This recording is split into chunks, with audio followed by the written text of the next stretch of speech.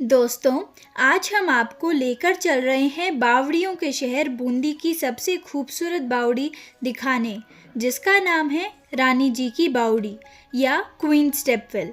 इस वीडियो में हम आपको यहाँ का फुल वर्चुअल टूर कराएंगे और यहाँ के बारे में फुल इन्फॉर्मेशन देंगे।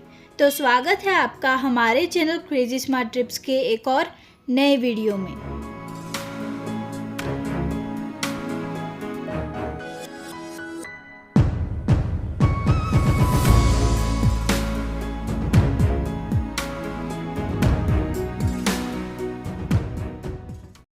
दोस्तों अभी हम पहुंच चुके हैं रानी जी की बावड़ी के ठीक बाहर।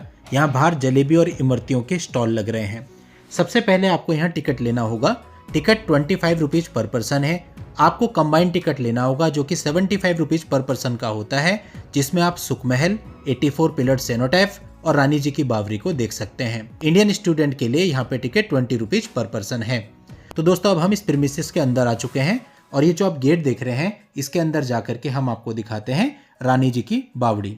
दोस्तों यहाँ पर कोई पार्किंग की व्यवस्था नहीं है, ऑन रोड ही आपको गाड़ी पार्क करनी पड़ेगी, इसलिए कोई पार्किंग चार्ज भी नहीं है। दोस्तों ये बावड़ी रानी नाथावती जी, जो कि राजा अनिरुद्ध सिंह जी की पत्नी थी, ने 1699 ईस्वी में बनवाई थी। यह बूंदी की 46 बावड़ियों में सबसे ज्यादा सुंदर और कलात्मक मानी जाती है। बूंदी को सिटी ऑफ स्टेपवेल्स कहा जाता है और ये बावड़ी इसकी सबसे खास पहचान है। इसका डिजाइन बहुत संतुलित, गहरा और ठंडा है। नीचे उतरते ही तापमान बदल जाता है।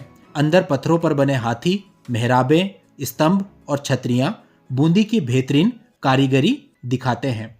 यहाँ आने का समय सुबह 9:45 से शाम के 5 बजे तक है।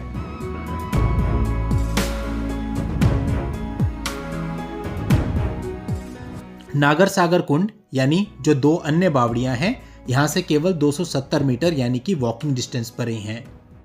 अभी पानी बहुत ज्यादा भर रखा है इसके अंदर और ये खुद ही एब्जॉर्ब होता है। और ये जो पानी है ये इसलिए भी काफी हद तक वाटर लेवल बढ़ रखा है बिकॉज बरसात बहुत हुई थी।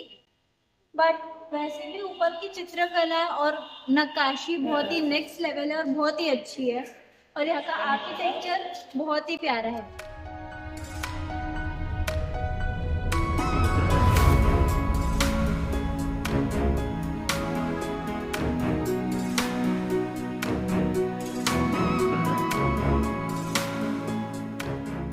शुरुआत में इस बावड़ी को बनाने का मुख्य उद्देश्य जनता के लिए पानी की सुविधा की व्यवस्था करना था।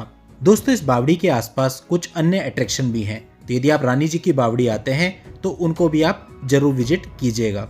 जैसे कि गढ़ पैलेस या बूंदी फोर्ट पैलेस यहाँ से केवल 1.1 किलोमीटर की दूरी पर है। 84 पिलर सेनोटैफ यहाँ से केवल 2 किलोमीटर की दूरी पर। धबई कुंड यहाँ से 1.3 किलोमीटर की दूरी पर। सुखमहल और जैत सागर लेक यहाँ से 2.1 किलोमीटर की दूरी पर और नवल सागर लेक भी केवल 2 किलोमीटर की दूरी पर ही है। तो अगर आप यहाँ आ रहे हैं तो इन सब प्लेसेस का भी आप कंबाइंड टूर प्लान कर सकते हैं।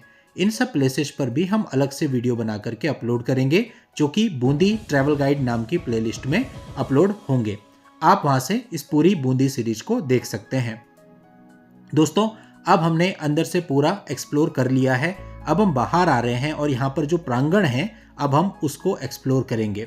दोस्तों अगर आपको हमारी वीडियोज अच्छी लगती हैं, इन्फॉर्मेटिव लगती हैं, तो आप हमारे चैनल को सब्सक्राइब करके नोटिफिकेशन बेल पर जरूर क्लिक कर लें, क्योंकि इससे हमें मोटिवेशन मिलता है इसी तरह की और वीडियोज बनाने का। अब देखिए हम बाहर आ चुके हैं। रानी जी की बावड़ी का जो प्रांगण है उसमें एक गार्डन भी है। अब आप देख सकते हैं हमारे लेफ्ट हैंड साइड पर एक गार्डन है। हम आगे तक चलते हैं और इस गार्डन के अंदर कुछ स्ट्रक्चर्स भी बने हुए हैं। दोस्तों इस जगह का इतिहास काफ़ी पुराना है और लोकल्स ने हमें बताया कि इस बावड़ी में ऑटोमेटिक ही पानी भर जाता है, यानी जब बरसात का सीजन होता है तो ज़मीन में से पानी निकलता है और ये बावड़ी भर जाती है, और जब पानी का स्तर कम होता है तो अपने यहाँ पानी इसमें से कम हो जाता है। जब हम यहाँ आए तो पानी यहाँ पर बहुत भरा हुआ था, अदरवाइज इसमें बहुत नीचे तक डीप स्टेयर्स हैं और ये बहुत बड़ी बावड़ी है। दोस्तों यहाँ पर कई सारे देशी और विदेशी पर्यटक इसकी खूबसूरती को देखने के लिए आते हैं। बूंदी का ये फेमस टूरिस्ट प्लेस है। दोस्तों यहाँ पर सीढ़ियाँ दी हुई हैं, यदि आप ऊपर जाकर के इसको एक्सप्लोर करना चाहते हैं तो वो भी आप कर सकते हैं।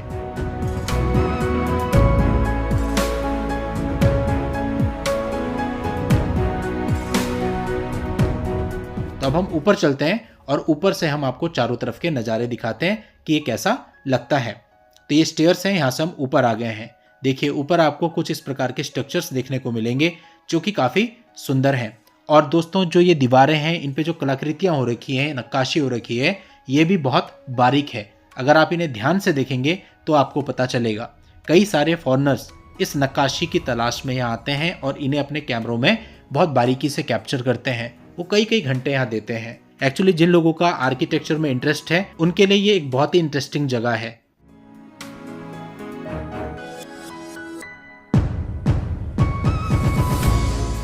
अब दोस्तों देखिए यहाँ से हम ऊपर जाके इसके दूसरी साइड में भी निकल सकते हैं। दोस्तों इससे जस्ट पहले का वीडियो हमने बूंदी फोर्ट पैलेस और तारागढ़ फोर्ट पर बनाया था। अगर आपने अभी तक वो वीडियो नहीं देखा है तो वो वीडियो भी आप बूंदी ट्रैवल गाइड में जाकर के देख सकते हैं। तो हमने इसे पूरा एक्सप्लोर किया। चलिए दोस्तों अब इस स्थान के बारे में आपको कुछ इंटरेस्टिंग फैक्ट्स बताते हैं। इस बावड़ी की गहराई लगभग 46 मीटर है, यानी 12 से 13 मंजिला इमारत जितनी। इतनी गहराई से पानी निकालना उस समय की अद्भुत इंजीनियरिंग को दिखाता है। इसमें 3 अलग अलग मंजिलों पर बने मेहराब और गैलरी इसे एकदम महल जैसा लुक देते हैं, इसलिए इसे स्टेपवेल का पैलेस वर्जन भी कहा जाता है। बावड़ी में नीचे जाते ही तापमान 6 से 7 डिग्री कम हो जाता है। गर्मी के दिनों में लोग नीचे उतरकर ठंडी हवा लेते थे। यह उस समय की नेचुरल एसी टेक्नोलॉजी थी। दोस्तों बूंदी एक ऑफबीट डेस्टिनेशन है, तो यदि आप अपना कोटा ट्रैवल प्लान कर रहे हैं तो उसके साथ बूंदी को जरूर मिक्स करें, क्योंकि कोटा से केवल 40 किलोमीटर की ही दूरी है बूंदी की। तो जो लोग भी कोटा आते हैं वो बूंदी को भी जरूर घूमते हैं।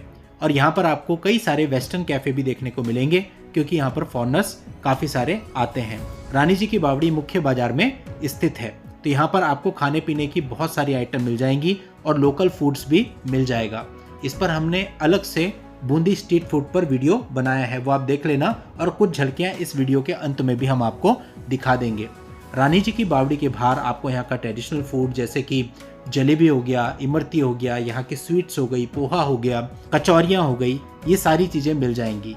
यानी आप यहाँ आते हैं तो यहाँ का जो ट्रेडिशनल फूड है उसको एंजॉय करना बिल्कुल भी मत भूलें। और इवन अगर आपको बूंदी में बाजार भी घूमने का मन हो तो आप अपने ऑटो वाले को कह सकते हैं कि हमें रानी जी की बावड़ी छोड़ दो, सारा बाजार इसके आसपास ही है। इस बावड़ी के आसपास ही इंदिरा मार्केट पड़ता है, यहीं पर सदर बाजार है और पास में ही चौगान गेट भी है। यानी जितनी भी मार्केट बूंदी की है सब रानी जी की बावड़ी से वॉकिंग डिस्टेंस पर ही पड़ती है। अब दोस्तों हमने ऊपर से भी चारों तरफ का व्यू ले लिया है और अब हम नीचे उतर आए हैं। दोस्तों नीचे उतर करके ये जो वॉल देख रहे हैं, इस वॉल के पिछली तरफ भी कुछ लोग गए थे, तो हमने सोचा कि हम भी चल के देखते हैं कि इसके पीछे क्या है। तो हम इसके पीछे गए।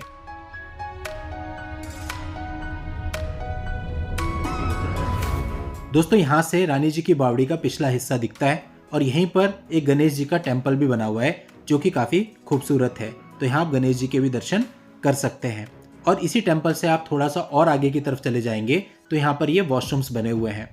अब दोस्तों पीछे वाला हिस्सा भी हमने पूरा देख लिया है और अब हम वापस आगे आ गए हैं। देखिए कई सारे बेंचेज हैं, तो अगर आप कुछ समय यहाँ पे विश्राम करना चाहते हैं, रेस्ट करना चाहते हैं, तो उसकी भी व्यवस्था है। आप यहाँ बैठ सकते हैं, कोई टाइम लिमिट नहीं है, जितनी देर आप चाहें आप इस प्रीमिसेस के अंदर रह सकते हैं। और अगर आप गाइड की सुविधा भी लेना चाहें तो गेट पर गाइड भी अवेलेबल होते हैं, आप उनको भी हायर कर सकते हैं, वो आपकी पर्सनल चॉइस पर है।